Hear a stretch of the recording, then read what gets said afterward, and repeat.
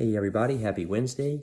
Hopefully you're making it through your work week and or you're like me and get ready to go into work and start a couple shifts and then I'll be off again. But I'm going to talk about pain management and not giving up and not quitting when things get a little rough and a little tough, and instead using those as opportunities and those taking those as lessons learned to take it on with you in life and to also make it part of your testimony in order to help others. So our baseball team is a great little group of boys. I love them to death.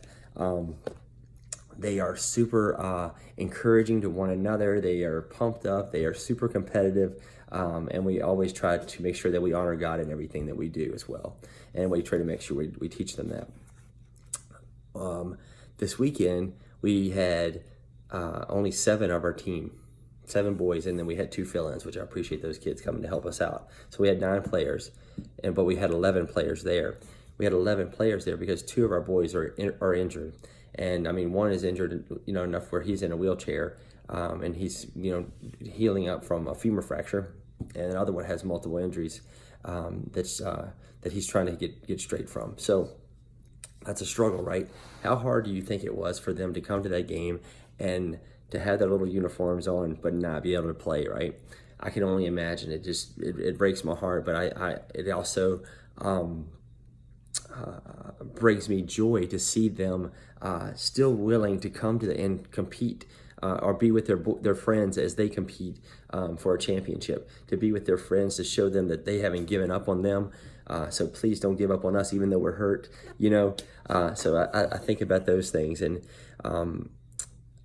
in Romans 8:28, I think it kind of puts it best, so we can help us understand why bad things happen, and that doesn't mean they're always bad. And we can't always think that it's bad, because it may have a better purpose, a better part of God's plan is playing out because of it. And so in Romans 8:28, and we know that God causes everything to work together for the good of those who love God and are called according to His purpose for them.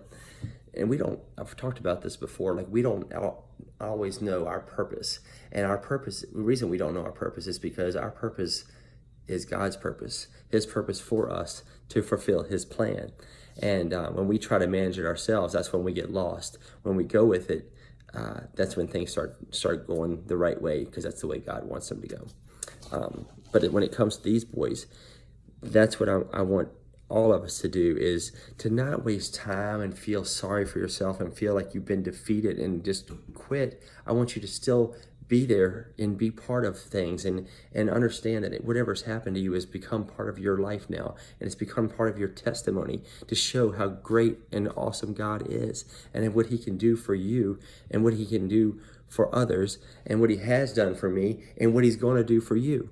So don't waste time not sharing your story, for letting things play out into God's plan.